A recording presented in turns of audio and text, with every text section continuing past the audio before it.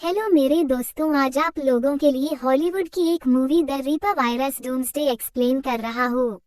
कहानी की शुरुआत होती है साल 2008 से, जिस वक्त एक बहुत ही खतरनाक वायरस ने हाहाकार मचाया था। इस वायरस का नाम था रिपर वायरस। यह इतना जानलेवा था कि जब भी कोई इंसान इस वायरस से इन्फेक्टेड होता तो तुरंत उसकी बॉडी का टेम्परेचर तेजी से बढ़ने लगता और फिर उसे खून की उल्टियां होना शुरू हो जाती है और कुछ ही सेकंड में यह वायरस इंसान की जान ले लेता है। स्कॉटलैंड इस रिपर वायरस की चपेट में आ गया था। ये तेजी से स्कॉटलैंड की हवाओं में फैल रहा था। हर दिन बड़ी संख्या स्कॉटलैंड के लोग इस वायरस से इन्फेक्टेड होकर अपनी जान गंवा रहे थे। हालात बद से बदतर होते जा रहे थे। अब क्योंकि स्कॉटलैंड को यूके का ही हिस्सा माना जाता, इसलिए यूके पूरे स्कॉटलैंड को कवर कर देता है। स्कॉटलैंड के आसपास चारों तरफ 30 फीट की ऊंची दीवार खड़ी कर दी जाती है, जिसके बाद स्कॉटलैंड न सिर्फ यूके से बल्कि पूरी दुनिया से अलग हो जाता है, जहां न कोई जा सकता था और न ही वहां से कोई बाहरी दुनिया में आ सकता था। ये सब इसलिए किया गया था ताकि स्कॉटलैंड के इन्फेक्टेड लोगों से दुनिया को बचाया जा सके। स्कॉटलैंड की इस चार दीवारी के पीछे इन्फेक्टेड लोगों को तो रखा ही गया था, साथ ही जो लोग सही सलामत थे वह भी यही बंद कर दिए गए थे, जिस वजह से वह भी इस वायरस का शिकार हो गए। यहाँ का माहौल बहुत ज्यादा खतरनाक हो गया था। इस दीवार के बाहर आर्मी को तैनात किया गया था ताकि कोई भी यहाँ से बाहर कदम न रख सके। सभी लोग यूके के इस फैसले से काफी गुस्सा थे। वह बस किसी तरह इन्फेक्टेड लोगों के बीच से निकलना चाहते थे। इसी बीच हम एक माँ को देखते हैं जो अपनी छोटी सी बेटी को इस जहन्नुम से निकालने की कोशिश में लगी थी। यह आर्मी से भी रिक्वेस्ट करती है कि आप मेरी बेटी को यहाँ से ले जाए, भले ही मुझे यहाँ छोड़ दे, मेरी बेटी इन्फेक्टेड नहीं है। ये सुनकर आर्मी वाले को इस बच्ची पर दया आ जाती है और यह जल्दी से चॉपर से उतरकर बच्ची की अपने साथ ले आने के लिए राजी हो जाता है। इतने में ही यहाँ लोगों का झुंड मारने के लिए इनकी तरफ आता है, लेकिन आर्मी का चॉपर इस बच्ची को लेकर यहाँ से रवाना हो जाता है और बस उस बच्ची की माँ और एक जवान यही रह जाते हैं, जिन्हें लोगों का झुंड मारने लगता है। स्कॉटलैंड में बंद लोगों को वायरस से लड़ने के लिए अकेला छोड़ दिया गया था, ना तो उनके पास दवाई चीना खाना, इसलिए ये लोग और ज्यादा गुस्सा होते हैं और आपस में मारकाट करने लगते हैं। ये लोग न सिर्फ औरतों के साथ गलत काम करते हैं, बल्कि खाना न होने के कारण लोगों को ही खाकर अपना पेट भी भरते। सभी देश और पोइन के समझाने पर भी यूके स्कॉटलैंड को ऐसे ही तड़पने के लिए छोड़ देता है, जिससे सभी देश यूके से अपने रिश्ते खत्म करने लगते हैं और इन बिगड़ते हालातों का असर यूके की इकोनॉमी पर भी पड़ता है। लोग बड़ी संख्या में बेरोजगारी का सामना करते हैं, पर यूके के हालात बहुत ज्यादा खराब हो जाते हैं। इस घटना को 27 साल गुजर जाते हैं और किसी को भी खबर नहीं होती है कि स्कॉटलैंड के लोग जिंदा भी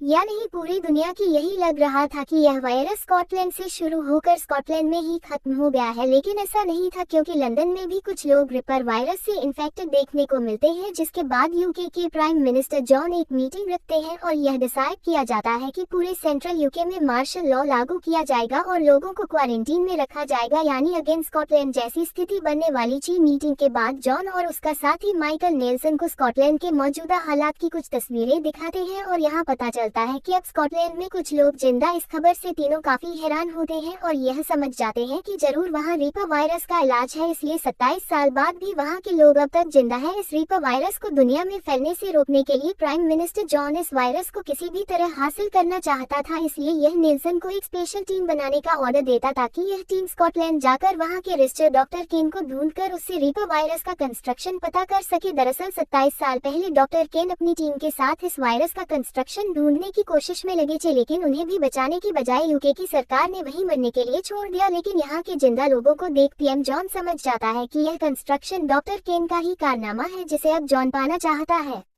नेल्सन एक टीम बनाता है और इस टीम में मेजर ईडन भी होती है। बता दें, ईडन यही लड़की है जिसे आर्मी ने बचाया था। ईडन इस मिशन के लिए तैयार हो जाती है और जल्द ही स्कॉटलैंड के आर्मी बेस में पहुंच जाती है। यही इसे अपनी बाकी टीम के मेंबर्स मिलते है, जिसमें नॉन स्टाइलिंग जैसे कई लोग। ये पूरी टीम आज रात ही दो बड़े टैक्स की मदद से स्कॉटलैंड की दीवार के उस पार पहुंच जाती है। रास्ते में इन्हें एक इंसान दिखाई नहीं देता, सिर्फ जानवर ही जानवर होते हैं। सावधानी बरतते हुए ये टीम डॉक्टर केन की लास्ट लोकेशन पर पहुंच जाती है। ये लोकेशन एक लैब की थी। कुछ लोग लैब के अंदर जाते हैं और कुछ बाहर टैंक में रुककर पहरा देते हैं, लेकिन तभी बाहर टैंक के पास एक लड़की खड़ी दिखाई देती है जो फिर बेसुध हालत में थी। ये देख एक जवान टैंक से बाहर निकलकर इस लड़की के पास आता है। इससे पहले कि यह जवान इससे कुछ पूछताछ करता, ये लड़की यही बेहोश हो जाती है, जिसे यह जवान पकड़कर अपने टैंक में ले आता है और पूरी टीम को इस लड़की के बारे में जानकारी देता है। इधर लैब में ईडन अपनी टीम के साथ कुछ खास इन्फॉर्मेशन ढूंढने की कोशिश करती, लेकिन अफसोस ना तो यहाँ इसे डॉक्टर केन मिलता है और न ही कोई जानकारी। कुछ देर तक छानबीन करने के बाद भी जब इन्हें कुछ फायदा नहीं होता तो ईडन अपनी टीम के साथ यहाँ से जाने लगती है, लेकिन तभी कुछ लोग यहाँ आकर इन पर अटैक करना शुरू कर देते हैं। ये लोग देखने में काफी अजीब और खतरनाक थे। देखते ही देखते इनकी संख्या बढ़ जाती जाती है और यह बहुत सारे लोग मिलकर ईडन की टीम मेंबर्स को चारों तरफ से घेर लेते हैं और इन पर हमला भी करते हैं। हालांकि ईडन की टीम भी इनका पूरी बहादुरी से सामना करती है और यहाँ खूब जोरदार फाइट होती है,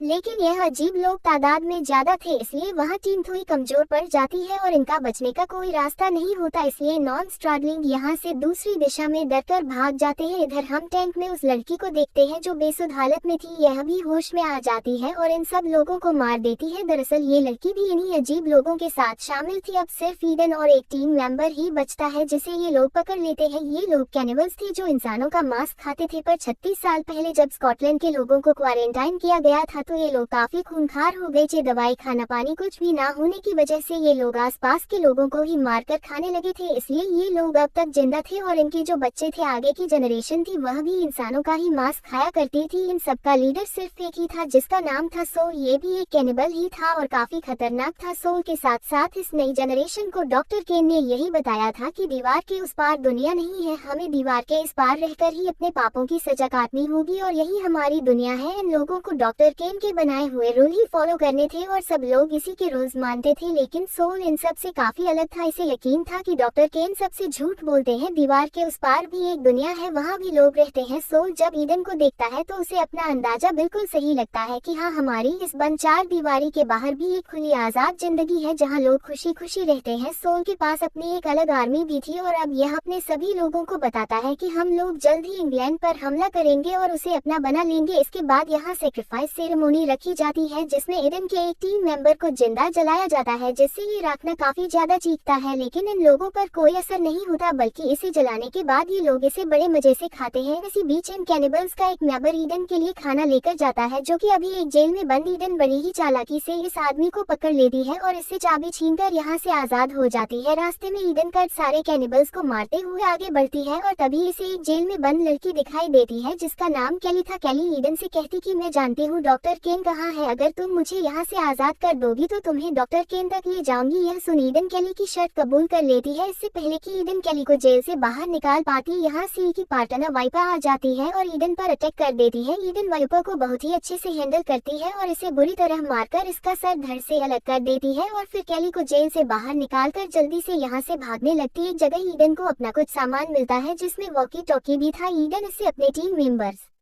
से कांटेक्ट करती है। ये मैसेज नॉर्टन और स्टेलिंग भी सुन लेते, जिसमें ईडन इन लोगों को ट्रेन के पास बने प्लेटफॉर्म पर मिलने के लिए बुलाती है, लेकिन वहां पहुंचने से पहले ही सोल को पता चल जाता है कि ईडन और कैटी भाग चुकी है, इसलिए इन्हें पकड़ने के लिए सोल अपने सारे आदमियों को इनके पीछे भेज देता है। ये लोग हर जगह इन्हें ढूंढने लगते हैं, लेकिन किसी तरह ही ईडन बचते बचाते एक सेफ प्लेस पर पहुंच जाती है और यहाँ उसे अपनी टीम का एक मेंबर मिलता है। केली भी ईडन के साथ ही थी, इसलिए ये जल्दी से ट्रेन चालू करने को कहती है। ट्रेन चालू होते ही ईडन के 2 और साथी भी आ जाते हैं और यही सोल भी अपने आदमियों के साथ पहुँच जाता है। ईडन अपने साथियों को बचाने के लिए खुद ट्रेन से उतर जाती है और इन दोनों को बचाकर जल्दी से ट्रेन में चढ़ जाती है। इधर सोल और उसके आदमी इनके पीछे भागते ही रह जाते हैं, लेकिन ट्रेन ईडन और उसकी टीम को लेकर बहुत दूर चली जाती है, यानी अब ये लोग सोल के चंगुल से आजाद हो गए थे। ये देख सोल को काफी ज्यादा गुस्सा आता है, लेकिन वो कुछ कर नहीं पाता, इसलिए अपने ही एक आदमी को गुस्से में मारने लगता है। वहीं हम दूसरी तरफ ट्रेन को देखते हैं जिसमें कैली भी थी। कैली इन सबको बताती है कि सोल मेरा ही भाई है और हम दोनों डॉक्टर केन के ही बचे हैं। कैली आगे बताती है कि केन यहाँ का लीडर बनना चाहता था, इसलिए वह यहाँ मौजूद सभी लोगों को मार्शल लॉ फॉलो करने के लिए कहता था, लेकिन सोल ने केन की बात नहीं मानी और केन से अलग होकर अपनी एक अलग आर्मी तैयार की। इधर हम लंदन के एक शहर का सीन देखते हैं जहाँ रीपा वायसा बहुत तेजी से फैल रहा था, लोग मारे जा रहे थे और सभी बड़े बड़े लोग पॉलिटिशियन एवं प्राइम मिनिस्टर जॉन भी यहाँ से भागने की कोशिश कर रहे थे, लेकिन तभी इनके ऑफिस में इन्फेक्टेड लोग आकर अटैक कर देते हैं और इसी लड़ाई में एक इन्फेक्टेड इंसान का खून पीएम जॉन के पूरे शरीर पर लग जाता है। ये देख माइकल यानी जॉन का सबसे खास आदमी उन्हें सबसे अलग रखने के लिए कहता है। जॉन को लग रहा था कि अब उसकी हालात भी बाकी इन्फेक्टेड लोगों की तरह हो जाएगी और अभी तक इसका कंस्ट्रक्शन भी नहीं मिला था, इसलिए ये खुद को ही शूट कर मार डालता है। जॉन के मरने के बाद माइकल पीएम की कुर्सी संभालता है। माइकल काफी सेल्फिश इंसान था। वह इस खराब सिचुएशन से भी फायदा उठाने के बारे में सोचता है क्योंकि अब पावर उसके हाथ में ही थी। इधर हम ईडन और उसकी टीम को देखते हैं जो ट्रेन से एक खास लोकेशन पर जाते हैं। जंगल के रास्ते में कुछ सैनिक घोड़े पर सवार होकर इनकी तरफ आते हैं और इन पर हमला कर देते हैं। ये सभी सैनिक इन सभी लोगों को रस्सियों से बांधकर अपने साथ ले जाने लगते हैं और कुछ दूर चलने पर इन्हें एक कासल दिखाई देता है जिसमें ईडन और टीम को अंदर से जाया जाता है। यहाँ का माहौल मध्य युग के समय की झलक पेश कर रही थी। यहाँ के लोगों का पहनावा, रहन सहन, घोड़े वगैरह सब मध्य युग की याद दिला रही थी। ये सब देख ईडन काफी ज्यादा हैरान होती है और यह हैरानी तब और ज्यादा बढ़ जाती है जब ईडन और बाकी टीम मेंबर्स को पता चलता कि इन सबका राजा कोई और नहीं बल्कि डॉक्टर केन ही है। इसी ने अपना एक अलग किंगडम बनाया था और मध्य युग के समय की तरह ही केन इस साम्राज्य को रूल कर रहा था। यहाँ हर इंसान इसी के बनाए रूल्स फॉलो करता था। सैनिक इन सब लोगों को डॉक्टर केन के सामने लेकर जाते हैं और ईडन कहती है कि लंदन में रीपर वायरस फैल रहा है। हम जानते हैं कि तुम इस वायरस का कंस्ट्रक्शन जानते हो, इसलिए हम तुम्हारे पास आए हैं जिससे हम कंस्ट्रक्शन ले जानकर लंदन के लोगों को बचा सके। ये सुनकर केन हंसने लगता है और कहता है कि मैं जानता था सैटेलाइट हम पर नजर जरूर रखेगी होगी, इसलिए मैंने यह अलग जगह चुनी थी और काफी सालों से मैं यही छुप कर रह रहा था, लेकिन तुम लोग यहाँ भी आ गए। इस पर ईडन काफी ज्यादा गुस्सा होती है और कहती है कि तुमने सेल्फिश बनकर सिर्फ अपने ही लोगों का इलाज किया जबकि पूरी दुनिया से उस क्यूर को छुपा कर रखा। तुम्हें एक डॉक्टर होने के नाते ऐसा नहीं करना चाहिए था। ये सुन केन भी काफी ज्यादा गुस्सा करता है और कहता है कि 27 साल पहले सरकार ने ही हमें बिना खाना पानी दवा के इस जहनुम में तड़पने के लिए छोड़ दिया था। यहाँ पर कोई कंस्ट्रक्शन नहीं है। जो भी लोग आज जिंदा है वह बस अपनी मजबूत इम्यूनिटी की वजह से ही है। इतना बताकर डॉक्टर केन इन सभी लोगों को जेल में ले जाने का ऑर्डर देता है और सब लोगों को बंद कर दिया जाता है। इन सभी लोगों को अगले दिन सजा सुनाई जाने वाली थी, लेकिन इससे पहले डॉक्टर केन ईडन से मिलने के लिए आता है और पूछता है कि बाहर की दुनिया कैसी है। इस पर ईडन बताती है कि सिर्फ समय बदला है, बाकी सब वैसा ही है जैसा तुमने आखिरी बार देखा था। ईडन केन से इस राज्य के बारे में पूछती है तब